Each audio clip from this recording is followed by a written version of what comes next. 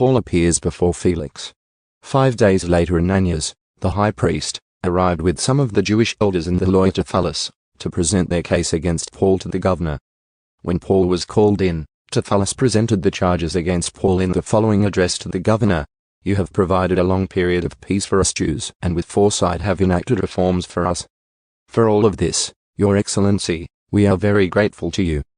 But I don't want to bore you, so please give me your attention for only a moment. We have found this man to be a troublemaker who is constantly stirring up riots among the Jews all over the world.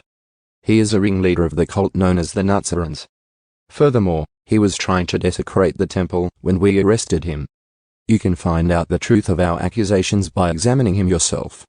Then the other Jews chimed in, declaring that everything Tertullus said was true. The governor then motioned for Paul to speak. Paul said, I know, sir, that you have been a judge of Jewish affairs for many years, so I'll gladly present my defense before you. You can quickly discover that I arrived in Jerusalem no more than 12 days ago to worship at the temple. My accusers never found me arguing with anyone in the temple, nor stirring up a riot in any synagogue or on the streets of the city. These men cannot prove the things they accuse me of doing. But I admit that I follow the way, which they call a cult. I worship the God of our ancestors, and I firmly believe the Jewish law and everything written in the prophets. I have the same hope in God that these men have, that he will raise both the righteous and the unrighteous. Because of this, I always try to maintain a clear conscience before God and all people.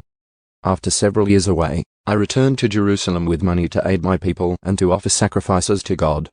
My accusers saw me in the temple as I was completing a purification ceremony. There was no crowd around me and no rioting. But some Jews from the province of Asia were there, and they ought to be here to bring charges if they have anything against me. Ask these men here what crime the Jewish High Council found me guilty of. Except for the one time I shouted out, I am on trial before you today because I believe in the resurrection of the dead. At that point Felix, who was quite familiar with the way, adjourned the hearing and said, Wait until Lysias, the garrison commander, arrives. Then I will decide the case. He ordered an officer to keep Paul in custody, but to give him some freedom and allow his friends to visit him and take care of his needs. A few days later Felix came back with his wife, Drusilla, who was Jewish. Sending for Paul, they listened as he told them about faith in Christ Jesus.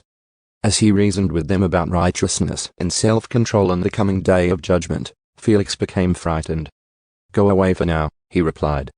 When it is more convenient, I'll call for you again.